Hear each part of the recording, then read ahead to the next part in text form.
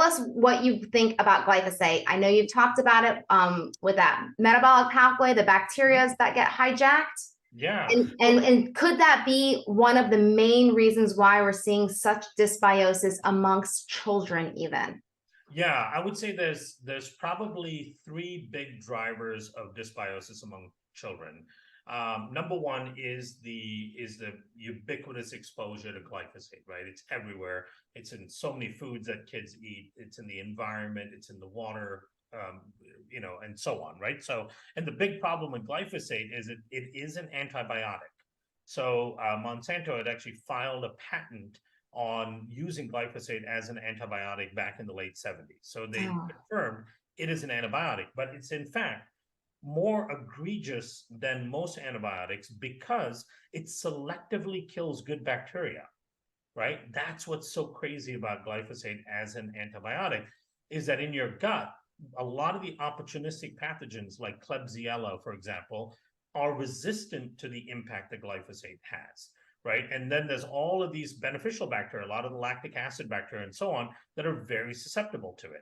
So if you're continuously exposed to this antibiotic through your food and your water and so on, over a relatively short amount of time, it creates a very significant dysbiosis.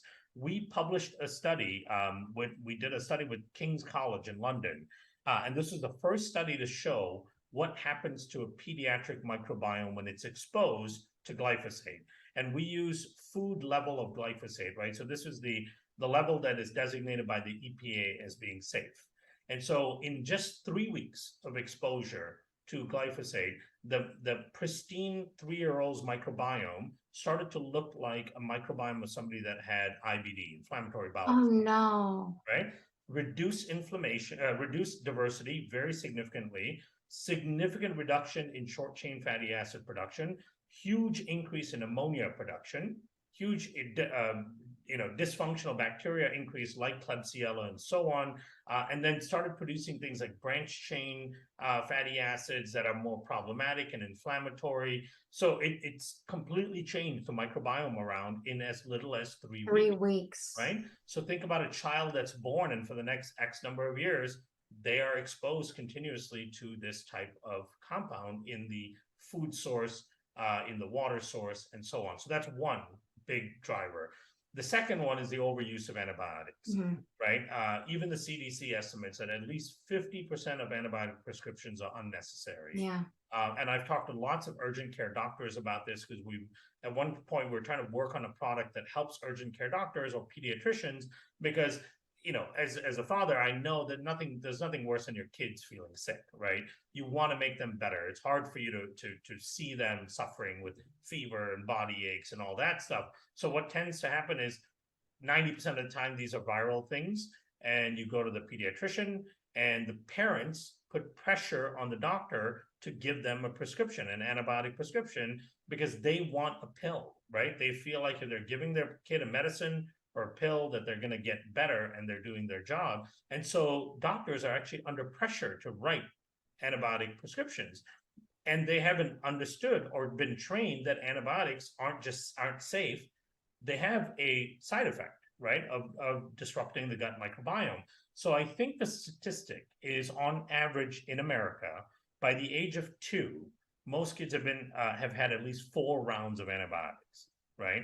So it's incredibly disruptive to the gut microbiome. Yeah. So that's the second. So glyphosate, antibiotics. The third is the fact that around 33% of births are C-section, right? Some of them, they have to me. Right? Yeah. My 2 kids too, I have to be honest with you. They were born C-section. I wish I knew the things I knew then. Yeah. Now, I wish I knew it then, but yeah. Exactly. And we just don't know, right? People don't know. So, obstetricians don't know this stuff, right? They don't understand the impact of it.